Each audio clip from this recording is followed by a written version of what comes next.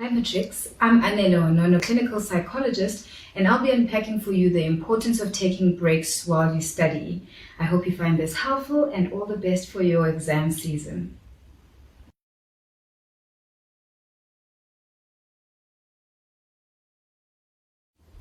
Taking purposeful breaks while you study is important in order to effectively learn the content you want to cover, retain what you have learned, maintain concentration and attention, as well as avoiding burnout during exam season.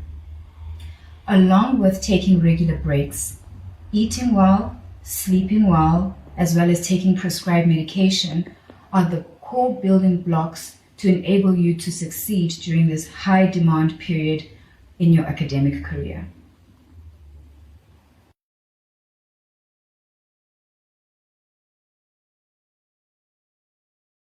There are different ideas on how much rest time is needed compared to active study time.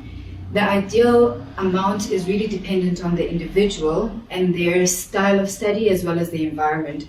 For example, if someone is studying during the day where there might be a lot of distractions versus during the night where there are fewer distractions, if they're studying content that is very practical like maths, accounting, or if they're doing more content-heavy work, such as biology and history. The ideas are that if you're more of a sprinter, someone who studies for short bursts of time, you might need shorter breaks, so maybe 10 minutes per hour of studying. However, if you're a marathon type study person, you might study for longer periods like 2 to 5 hours, but taking an hour or two break in between. This will really depend on what you prefer. There was a research done by a productivity app that suggested a very specific amount, 52 minutes of study and 17 minutes of rest. But it really is up to you. All that is important is that you plan ahead and you set reminders or timers to ensure you do take your breaks as you need them.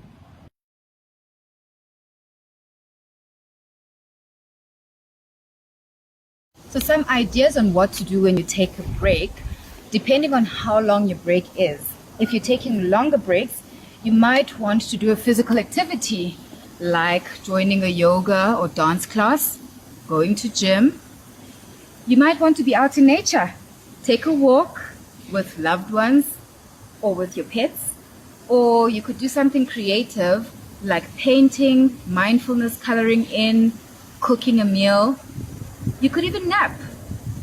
You might even want to watch an episode or two of your favorite series. So those are good ideas. If you're having a shorter break, you might want to quickly have a meal or snack.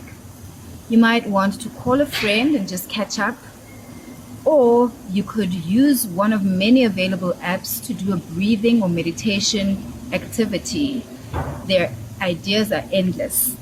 One thing to remember though is that social media scrolling is not a meaningful way to take a break. A study done published in 2019 in the Journal of Behavioral Addiction showed that there are high mental costs that come from the passive stimulation of scrolling through social media. So maybe let's not do that. But there are endless ideas.